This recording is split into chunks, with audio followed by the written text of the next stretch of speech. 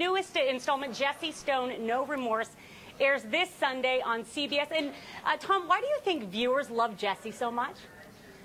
Well, I'm obviously with 6 movies done and watched, or 5 movies, they obviously still do love him, and I think they like him because he's so flawed and yet such a decent guy. I think you root for him. That was something the Robert B. Parker novels had that we wanted to capture the spirit of, and I think we have. Actually, Robert B. Parker, the writer of the novels, was a friend and just passed away, so No Remorse we're dedicating to Bob.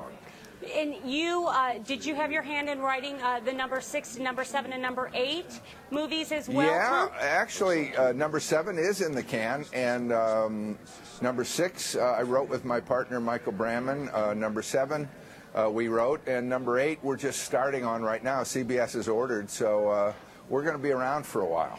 And we talked a little bit in the beginning about Jesse being so lovable, but Tom, you're pretty lovable too, because I told all my girlfriends that I was going to be talking to you today, and they're dying with envy. Why do you think women of all ages have loved you for more than 3 decades? That is a mystery I do not have an answer for. I don't know. If you have a result on people, I don't think you can worry about it or pander to it. I'm happy about it because I've been around for a while and people still seem to want to watch me. So that's kind of what I go by, but I consider that a compliment. So thank you. Oh, well, you're very welcome, Tom.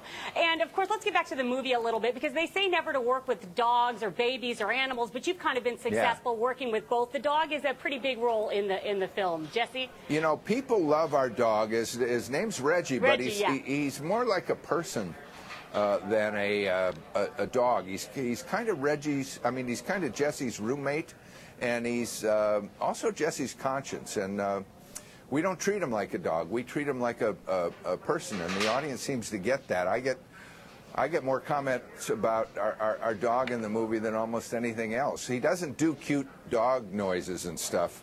He just sits there thinking and staring at Jesse, and as an audience, we seem to know what he's thinking. And do you find Reggie easier to work with than some actors you've worked with in the past, or harder? I think Reggie is easier. Dogs aren't necessarily easy, but this one seems to read the scripts. He's a great, I love him.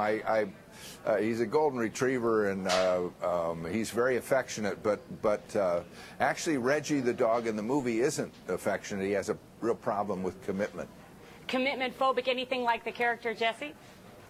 Well, Jesse has a problem with commitment too. Jesse, one of the tenets of the Robert B. Parker novels is that Jesse is pretty hung up on his ex-wife Jen, who in our movies is a voice on the phone, but when she calls, she has enormous power over Jesse, and we see that, and actually it's rather toxic for him.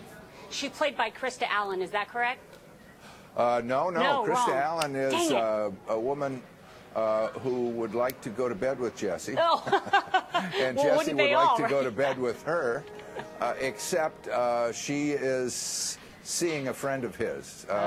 Jesse is a very good flirter, but the one problem he has is with his ex-wife. Interesting. And does Jesse and Tom, do they share that similar flirting technique? Does Jesse get that a little bit from you, or you're not a flirter? I'm not. Well, I'm married, but you know, sometimes I'm paid to flirt. But I'm not. Tom isn't a very good flirter.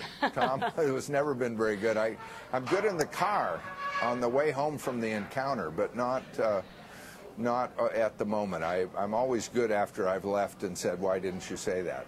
Well, I'm sure your wife is very happy that you're not a good flirter. What other projects do you have coming up? The big movie with Katherine Heigl coming up, Killers? I have a feature film June 4th with Katherine Heigl and Ashton Kutcher called Killers. And I play her dad, and it's very funny. And I don't get enough chance to do comedy, so that was a lot of fun for me.